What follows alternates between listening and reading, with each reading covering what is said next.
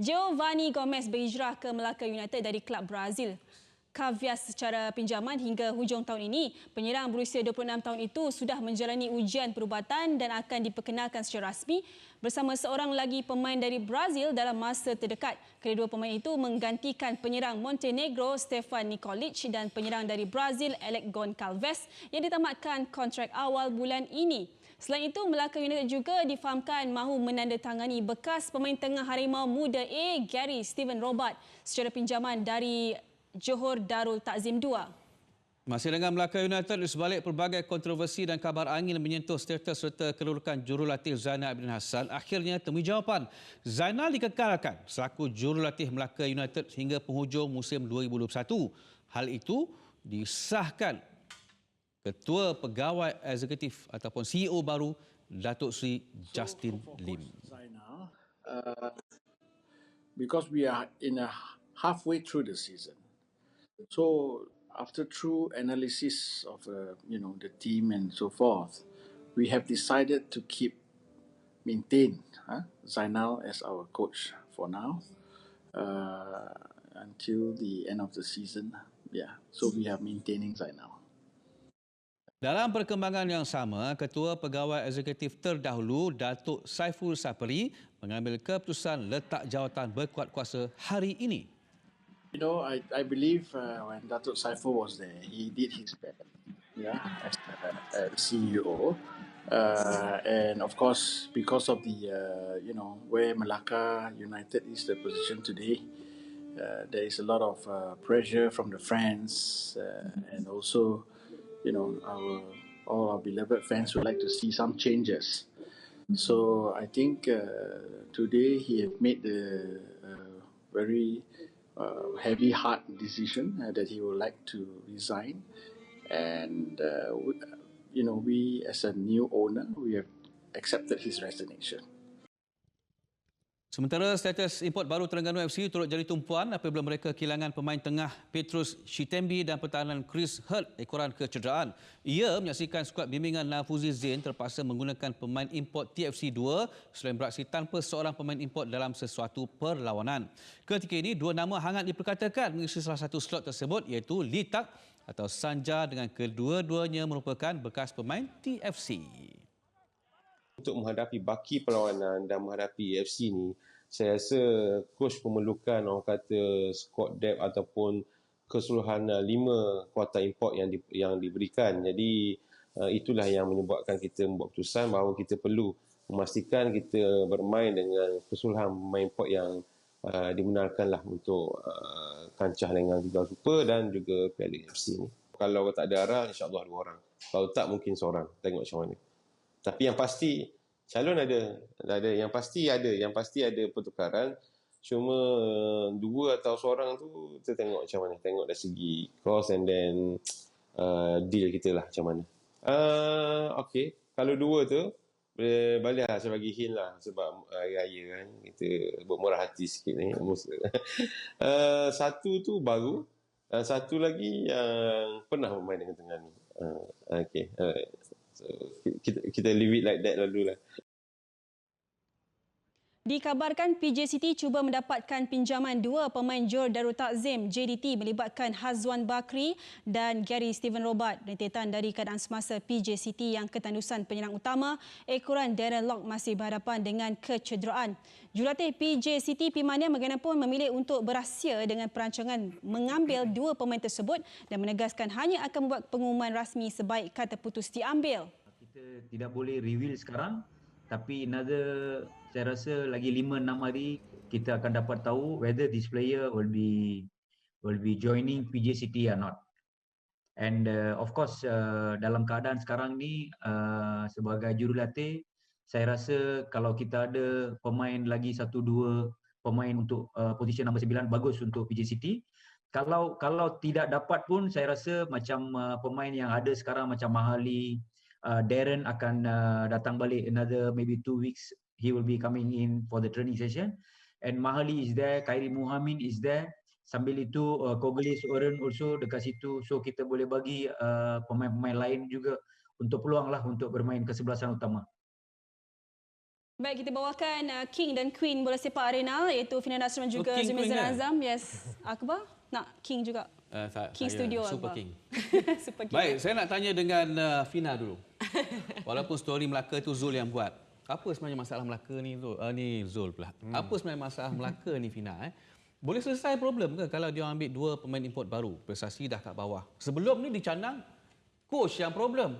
Jangan marah nyamuk, kelambu dibakar. Okay, alright. Saya akan sentuh on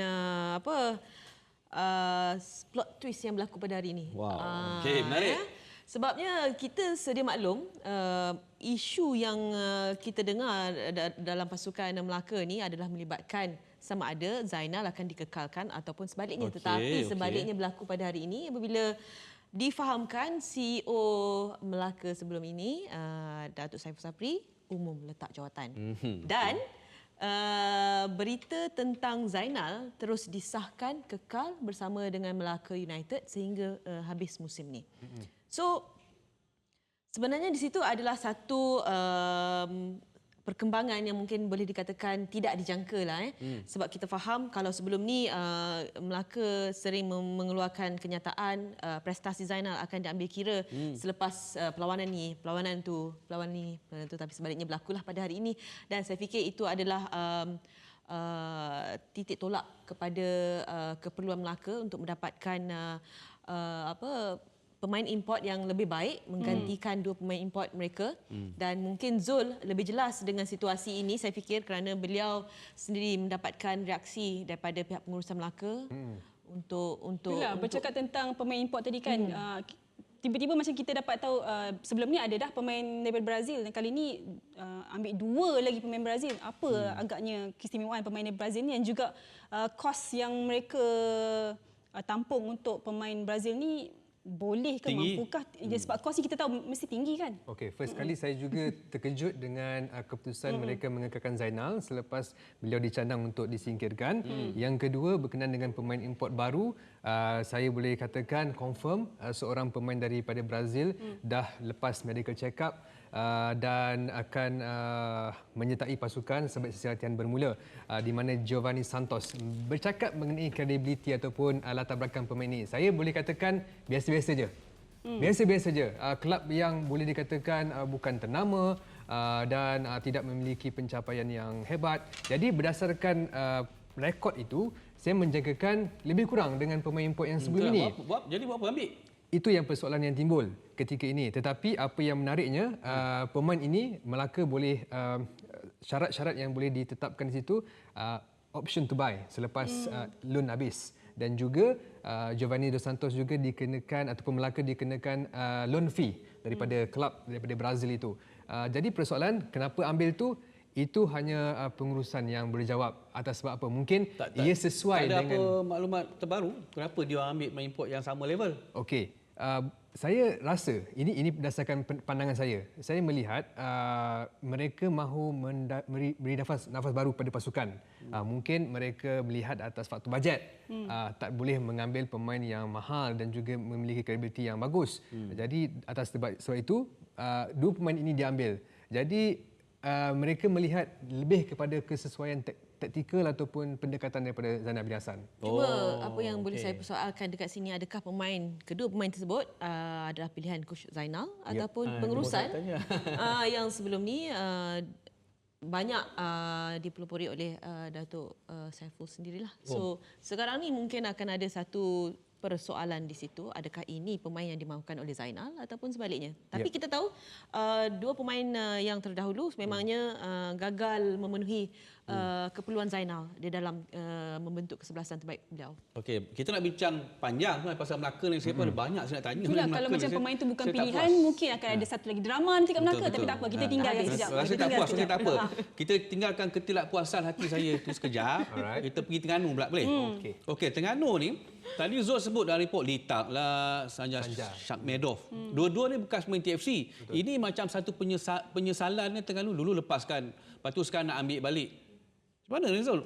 Okey, saya boleh katakan 99% Litak akan ke Terengganu FC. Cuba belum sign je lah. Salah seorang maknanya Litak lah yang confirm. Litak, itu berdasarkan info yang saya dapat. Okey. Tapi persoalan dia macam Akbar pun cakap, sebelum ini pihak kejuaraan ada cakap Litak tak sesuai dengan Terengganu typical Nafuzi Ball ni. Jadi sebabkan itu Litak selepas 4 musim bersama Terengganu, beliau tidak kekal ataupun tidak dilanjutkan kontrak walaupun setahun je lagi pemain ini boleh dinaturalisasikan. Okey.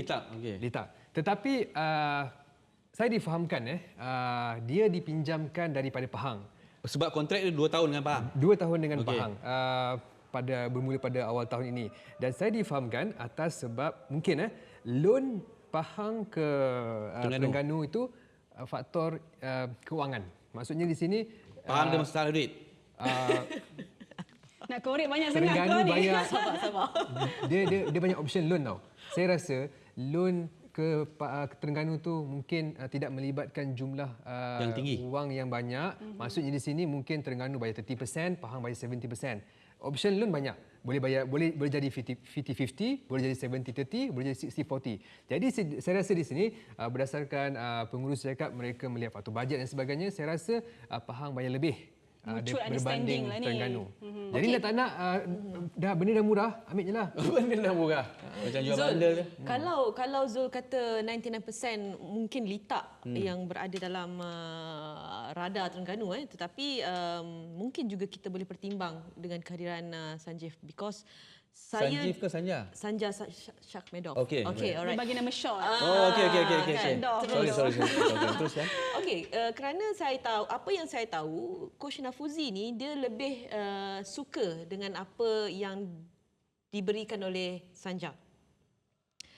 Kalau ramai yang memperkatakan Litak adalah nadi Terengganu sebelum ini, tetapi ini pengakuan daripada Coach Nafuzi sendiri, sebenarnya yang menjadi intipati sebenar dalam pasukan Terengganu sebelum ini adalah Sanja.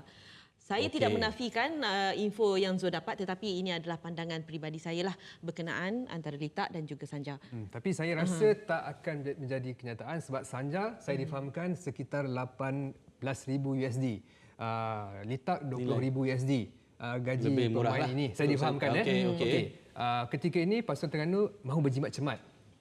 Litak diambil menerusi pinjaman. Mungkin bayar 70-30. Pahang bayar 70, Terengganu bayar 30. Kalau dia ambil Sanja, mereka perlu melabur lagi. Mungkin 18 USD ataupun lebih daripada itu.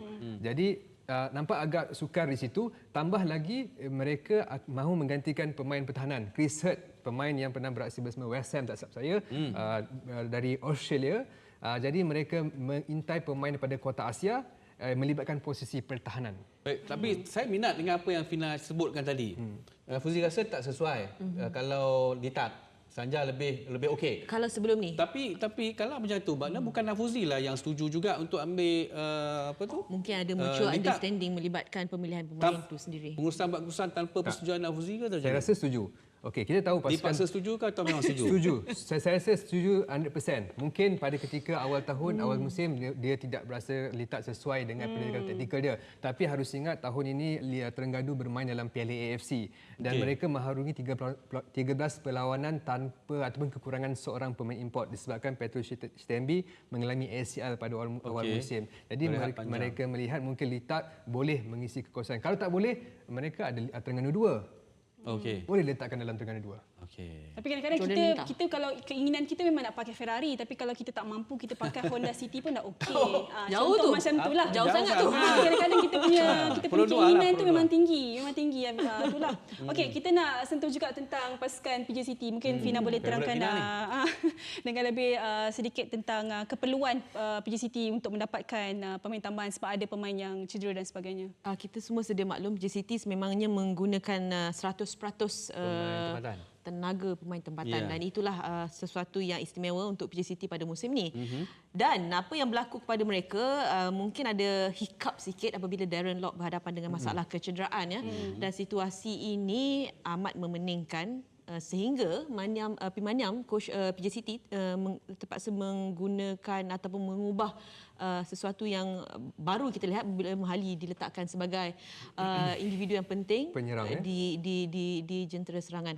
Dan walaupun Mahali mampu beraksi dengan baik walaupun tanpa sebarang jaringan lagi setakat ini, tetapi beliau sudah pun berjaya memberikan ataupun assist 3-4 gol kepada PJ City sebelum ni. Dan Apa yang boleh dikatakan di sini, usaha untuk mendapatkan seorang ataupun dua lagi pemain daripada JDT itu adalah boleh dikatakan sebagai plan A. Sekiranya perkara itu tidak berlaku, Mahali akan kekal sebagai peneraju utama untuk PJ City sehingga habis musim. Okey, tadi ada laporan Fina dan juga Zul. Dalam dua-dua laporan tu ada nama Gary Steven Robert. Yeah, Macam so- mana ni seorang pemain banyak pasukan yang dikaitkan ingatkan Gary dengan ni. Melaka dan juga Melaka kan? Okey. Dan juga pasukan PJ City Itulah ni Zul. perebutan yang Okey. sedang berlaku sekarang.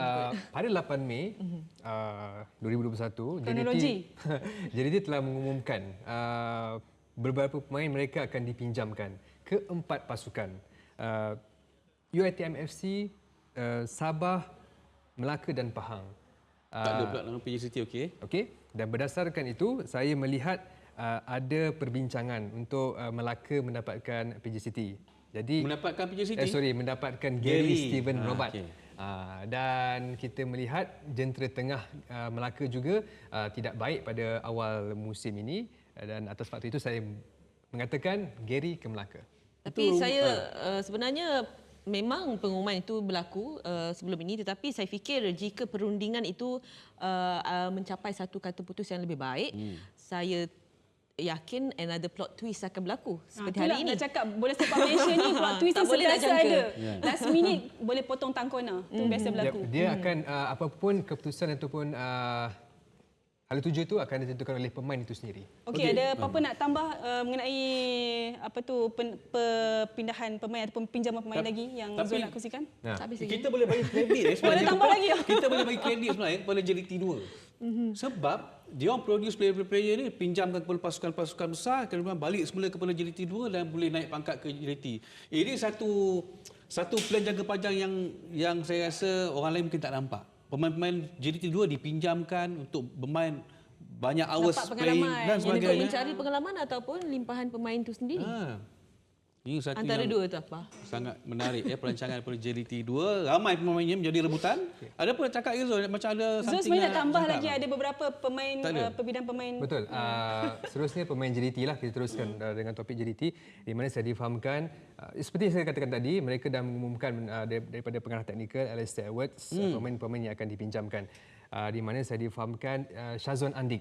Okey, dia sign bersama JDT dan tahun ini lebih kerap bersama JDT 2, akan dipinjamkan ke Sabah. Tetapi maklumat yang saya terima, mereka masih dalam perbincangan untuk persetujuan kedua pihak membawa Shazwan Andik ke skuad The Rhinos. Selain daripada itu, kita dapat lihat di sini seperti yang kita tengok tadi, Falishas ke Pahang. Kalau kita tahu Pahang kekurangan pemain di bahagian pertahanan, Irfan Fazal dalam mentak beraksi ke UiTM FC, dan juga ada seorang pemain Hazwan Bakri. Kesemua pemain ini, kesemua pasukan itu adalah seperti yang diumumkan oleh pasukan JDT sendiri. So Hazwan Bakri mungkin akan ke PJ City? Saya dapat tahu ada perbincangan bersama Pahang dan Melaka. Sebelum itu Sabah. Dia pernah. JDT tak ada? Saya tak dapat maklumat ke Mungkin sendiri. itu perkembangan terkini lah yang mungkin hujung-hujung. Itulah kena tengok di arena ni, dia memang ada sentiasa ada penambahan. At the end of the discussion, well done lah JDT. Betul tak? Ada Ramai pemain-pemainnya di rebutan, dilonkan keluar. Apa pun terima kasih kepada Zul. ada Macam tak puas hati tu, tak bagi siapa. ada apa tu fan terima kasih, JDT 2 kat sini. Baik, kita akan break seketika. Terima kasih Fina Nasram, terima kasih